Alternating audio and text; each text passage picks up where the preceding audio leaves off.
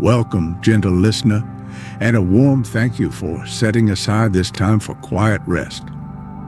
This story has been crafted as a soft sanctuary for your mind, a peaceful place to unwind and let the day dissolve. It is our fondest wish that it helps you find gentle contentment and guides you toward a deep and restorative sleep. Should this tale bring you comfort, your kindness in liking the story, subscribing to our channel, or leaving a warm comment is so very deeply appreciated. Tonight, we will be visiting the quiet hills, a place where the world softens at the edges. Join us in the world of the Tidewrack of Fading Light and discover how the very last warmth of the day can be gathered like a smooth, glowing shell. Prepare to be enchanted by a landscape that breathes peace, offering respite and a chance to experience the wonder of stillness. Chapter 1, The Last Glow. There are places in the world that wait for you, and the quiet hills were such a place. For Lycian, the last steps of the journey felt less like walking and more like being gently drawn forward. The path was not of gravel or paving, but of soft, springy turf that gave way comfortably underfoot, a welcoming cushion after a long day's travel. The air itself seemed to be growing softer, losing its midday crispness and taking on the scent of sweet heather and the deep, clean fragrance of cool earth preparing for night. The sun was beginning its slow, magnificent descent, and the hills, which were gentle rolling curves of green and purple, were bathed in a light the color of liquid honey. There were no sharp peaks or jagged edges here, only smooth, ancient slopes that rose and fell like the soft breaths of a sleeping giant. Lycian paused, turning their face to the light, and felt its warmth on their skin, a kind and gentle touch. A soft breeze sighed over the crest of the nearest hill, carrying with it the first low, resonant hum of the dusk heather beginning to stir. Ahead, nestled in a shallow dip between two of the kindest-looking hills, was a small cottage. It seemed to have grown right from the earth, its walls of a warm, smooth-looking wood, and its roof a thick thatch that blended perfectly with the colors of the landscape. A thin ribbon of pale smoke, smelling of burning apple wood and herbs, rose from its chimney, not in a hurried plume, but in a slow, thoughtful spiral that drifted up to meet the changing sky. It was a picture of such profound peace that Lycian felt a deep sense of rightness settle in their heart. As they drew closer, the colors of the sunset deepened, washing the world in hues of soft rose and dusky orange. The cottage windows caught this light and glowed with a warm, inviting fire of their own. Every part of this place seemed designed to soothe. The path to the door was lined with low-flowering plants whose petals were closing for the night, and the door itself was of a heavy, pale wood with a simple, smooth latch that felt pleasant and solid in the hand. Lycian stood on the threshold for a moment, simply breathing in the atmosphere. The hum of the heather was a bit stronger now, a constant, gentle vibration that seemed to tune the world to a slower, more peaceful rhythm. Looking back, they could see the sun sinking below the farthest hill, a final brilliant arc of light. And as it vanished, something remarkable happened. The very air where the sun had been and the peaks of the hills it had just touched held onto the light. It clung there, a soft, luminous mist of gold and pink, refusing to fade away with the source. It was a quiet magic, a gentle defiance of the coming night. The light was not sharp or brilliant, but soft, diffuse, and full of a lingering warmth that Lycian could feel even from a distance. It was as if the day in leaving was bestowing a final gentle gift upon the land. Lycian watched, rapt, as this residual glow seemed to slowly gather and condense, sinking gently onto the curves of the hills. A sense of deep peace, deeper than any they had known, washed over Lycian. The weight of their journey, the dust of the road, the cares of the world they had left behind, all of it seemed to dissolve into the soft, fragrant air. Here, on the doorstep of this quiet cottage, under a sky painted with the day's last beautiful sighs, Lycian felt they had arrived not just at a destination, but at a state of being. The door opened before they could knock, and a soft, warm light spilled out, carrying the scent of chamomile and baked bread. A profound sense of welcome settled over them, as gentle and as certain as the coming of the stars. They stepped inside, leaving the cool air behind, and felt the deep, quiet peace of the hills fold around them like the softest of blankets. Chapter 2. The Collector's Welcome. The woman who had opened the door was Maeve. Her presence was of a piece with the landscape, serene and unassuming, with kind eyes that held the gentle light of many sunsets. Her smile was as warm and as welcoming as the air inside the cottage, and she gestured for Lycian to enter with a slow, graceful movement of her hand. "You are welcome here," she said, her voice as soft and as soothing as the hum of the heather outside. "Come in from the cool. The tea is warm." Lycian stepped into a single large room that was the very heart of coziness. A small, cheerful fire crackled softly in a hearth made of smooth, pale clay, casting dancing shadows on the wooden walls. The air was filled with the comforting aromas of brewing herbs, warm bread, and something else, something faint and clean, like sunshine on dry linen.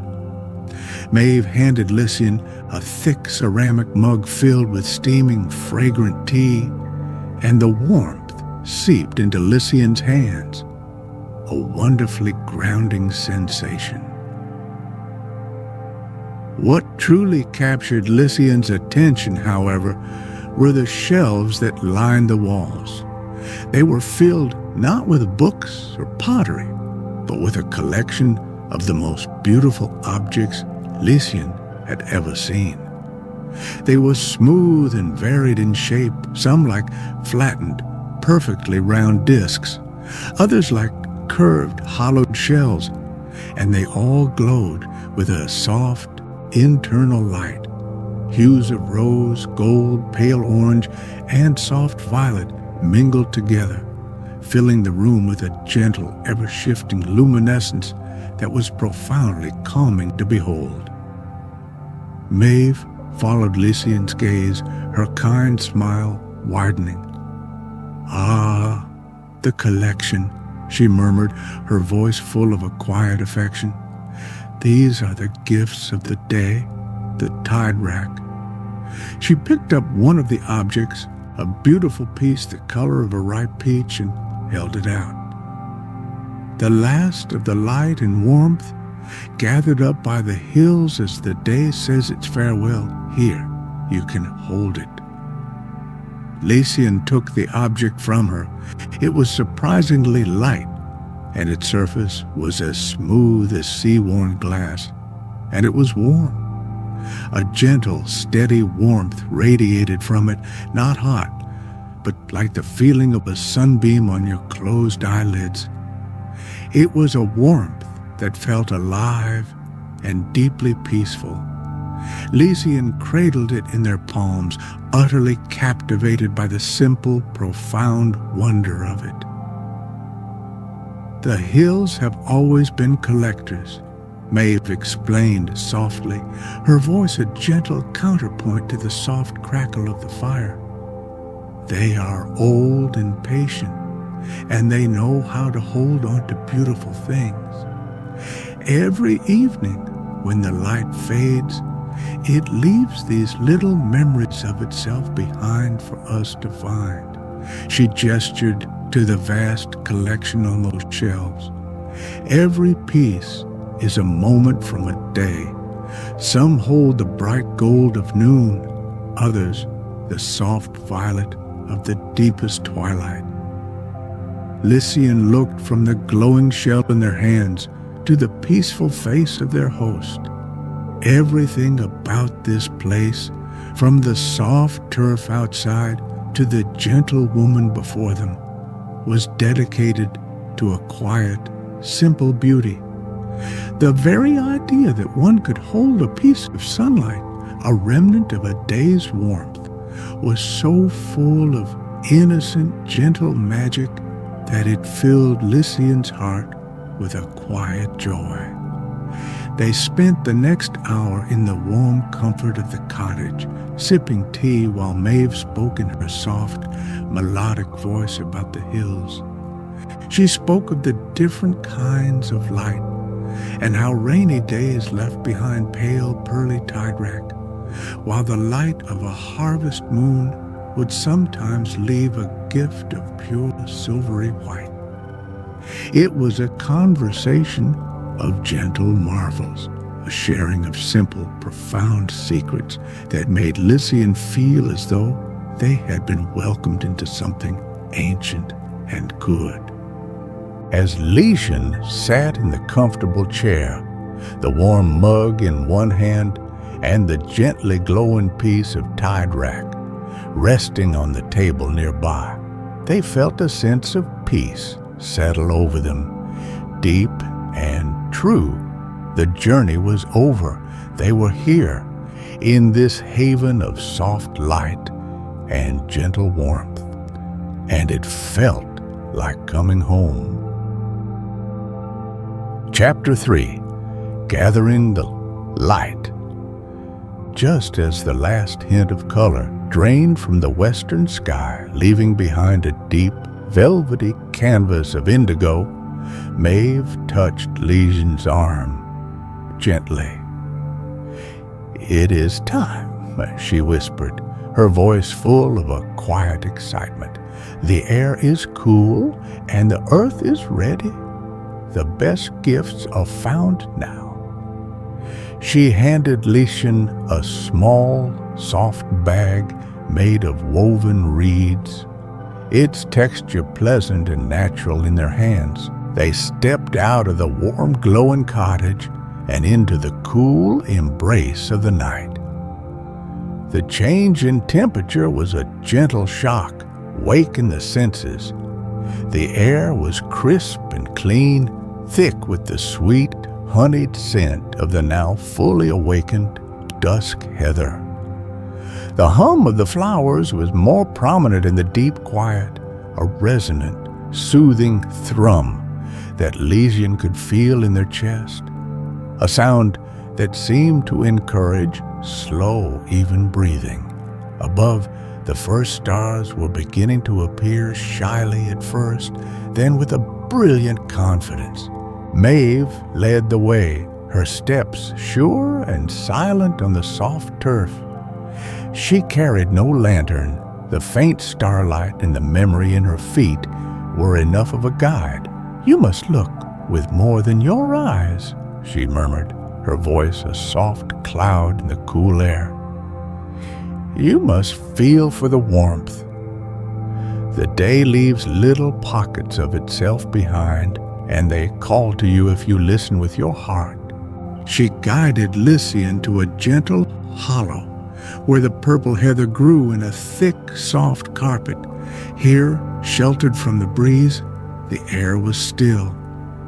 Maeve knelt, her movements fluid and reverent, and ran her hand just above the surface of the flowering heather. "Here," she said softly. Lycian knelt beside her and saw it. Nestled amongst the dark stems and deep purple blossoms was a soft, rosy glow.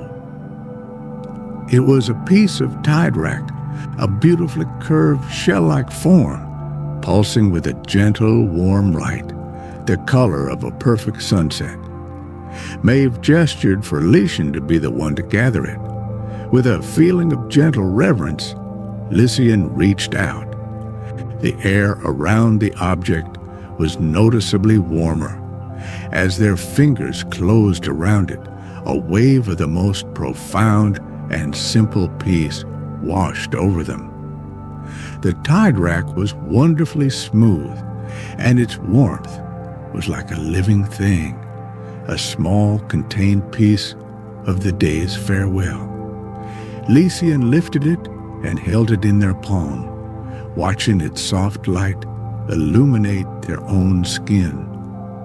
The contrast between the cool night air on their face and the gentle warmth in their hand was a wonderfully grounding sensation. It was real. This quiet, impossible magic was real. They carefully placed the warm, glowing treasure into the soft bag, where its light shone through the woven reeds, turning the bag into a small personal lantern. They continued their walk, moving slowly through the deep twilight of the hills. Lycian began to understand what Maeve meant. By quieting the mind and focusing on the sensation of warmth, they began to find the Tidewrack on their own, a small golden disk half hidden beneath a broadleaf, a slender pale violet piece resting on a patch of bare soft earth. Each discovery was a moment of quiet joy, a small secret gift shared between the day and the finder. They did not speak much. The hum of the heather and the soft whisper of the wind was all of the conversation that was needed. The act of searching, of finding, of gently gathering these warm, luminous remnants became a walking meditation. Lycian's mind, usually so busy, grew still and quiet, focused only on the simple, beautiful task at hand. The cool air, the soft ground, the warm glow, the sweet scent of heather. When the little bag was heavy with a few chosen pieces, they turned back toward the distant, welcoming light of the cottage. Lycian looked up at the vast, star-dusted sky, then down at the gentle glow emanating from the bag in their hand. It felt as though they were carrying a small handful of fallen stars, a personal constellation of warmth and peace gathered from the quiet earth. Chapter 4. The Patterns of Fading Day. Back inside the warm, gentle light of the cottage, Lycian felt a deep sense of peaceful accomplishment.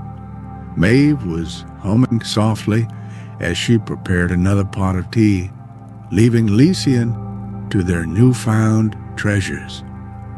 With a feeling of quiet reverence, Lycian gently emptied the small woven bag onto a piece of dark, soft cloth that Maeve had laid out on a large wooden table. The collected Tidewrack spilled out in a silent, luminous cascade. Each piece was a small miracle of light and form. Lycian picked one up, a piece the color of a perfect apricot, its glow soft and steady. They held it in their palm, feeling its familiar gentle warmth. They looked closely, noticing the subtle swirls within its translucent depths, like clouds at sunset. Another piece was a pale, creamy yellow, the color of morning sunshine, and its warmth felt somehow brighter, more cheerful. The piece they had found first, the rosy one, held the deep, sleepy warmth of the day's end. Lycian sat at the table, their mind utterly absorbed in the simple act of observation, the world outside, the concept of time, the need for words. All of it faded away into a soft, indistinct background. There was only the smooth, warm feel of the Tidewrack in their hands, the beautiful, gentle light it cast upon the dark cloth, and the quiet, peaceful atmosphere of the cottage. It was a state of pure, untroubled presence. Slowly, almost without thinking, Lycian began to arrange the pieces. They moved the golden one to the center and placed the rosy and apricot ones around it, like planets orbiting a gentle sun. They added the slender violet piece, its cool light a soothing counterpoint to the warmer hues. A small galaxy of fading light now lay on the table, a soft and silent constellation of Lycian's own making. The intermingling glows created new, subtle shades on the cloth, a beautiful living pattern of peace. This simple, creative act was profoundly calming. There was no goal, no pressure for perfection, only the quiet joy of moving the beautiful objects and watching the light shift and play. Lycian felt the last knots of tension in their shoulders and neck simply dissolve, their breathing becoming slower, deeper, more even. A gentle smile touched their lips, a smile of pure, uncomplicated contentment. Maeve brought the tea and placed the mugs on the table, her movements careful not to disturb the soft patterns of light. She looked at the arrangement, and her own smile reflected Lycian's. She didn't speak, but her eyes conveyed a deep understanding. She knew the quiet joy of this simple act, the meditative peace found in appreciating the day's gifts. Lycian looked from the beautiful patterns they had made to the countless pieces glowing on Maeve's shelves.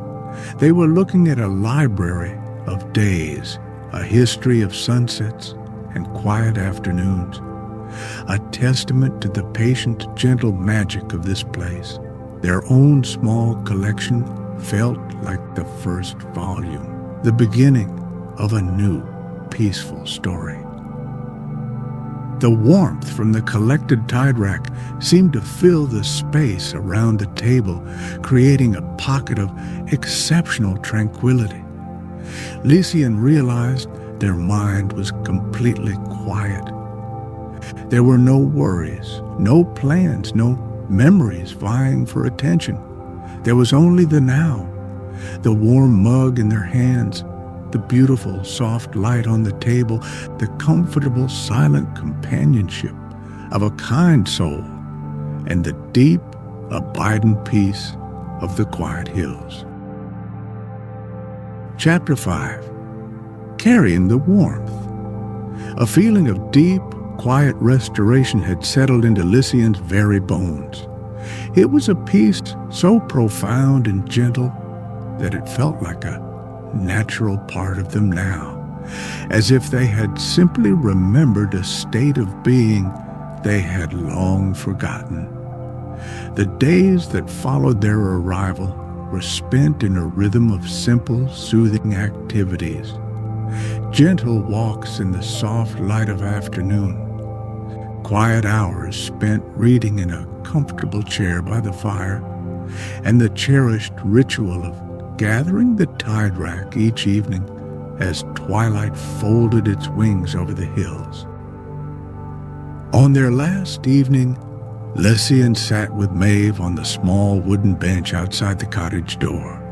The air was cool and still, fragrant with the ever-present scent of dusk heather. They each held a warm mug of a sweet, milky brew that tasted of honey and spices, a comforting drink Maeve made for special occasions. They didn't speak, for no words were needed. A comfortable, companionable silence flowed between them, as rich and as meaningful as any conversation. Above them, the sky was a vast, clear canvas of the deepest indigo, strewn with a breathtaking amount of brilliant, silent stars. Lycian looked up at the celestial display, then at the small collection of Tidewrack they had gathered, which now rested on the bench between them, glowing with a soft internal light of its own. It was, Lycian thought, as if they had a small piece of the heavens right here, a handful of gentle, warm stars gathered from the earth. The gentle warmth from the collected pieces and from the mug in their hands seeped into Lycian, a comforting heat that spread through their chest and made their shoulders feel wonderfully light and relaxed. It was more than just a physical warmth. It was a sensation of deep, unshakable well-being. The peace of the quiet hills, the gift of the fading light, had been absorbed, taken into their very soul. Maeve finally spoke, her voice a soft murmur in the great quiet of the night. "The hills will remember you," she said simply, "and you will carry their light with you." She gestured to the Tidewrack. "The warmth does not fade, not really. It just becomes a part of you." Lycian knew this to be true, the quiet joy, the sense of profound calm. It was no longer just an experience tied to this place. It was a feeling they now owned within themselves.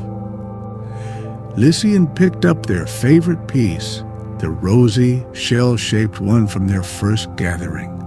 It felt like a smooth, warm, worry stone in their palm, a perfect anchor to this feeling of peace. They knew that whenever they held it, they would be able to recall this feeling, the cool air, the hum of the heather, the shared quiet contentment with a kind friend under a sky full of stars. As a gentle sleepiness began to settle over them, a welcome and pleasant weight on their eyelids, Lycian felt a sense of immense gratitude. Gratitude for the journey that had led them here, for the unexpected quiet magic of the hills, and for the serene kindness of Maeve, who asked for nothing but shared in everything. It was a perfect ending to a perfect stay.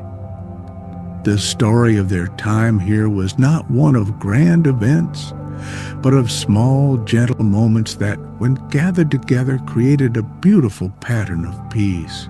And as Lycian prepared for the deepest, most restorative sleep, they did so with the quiet, certain knowledge that they would forever carry the warmth of the fading light within their heart.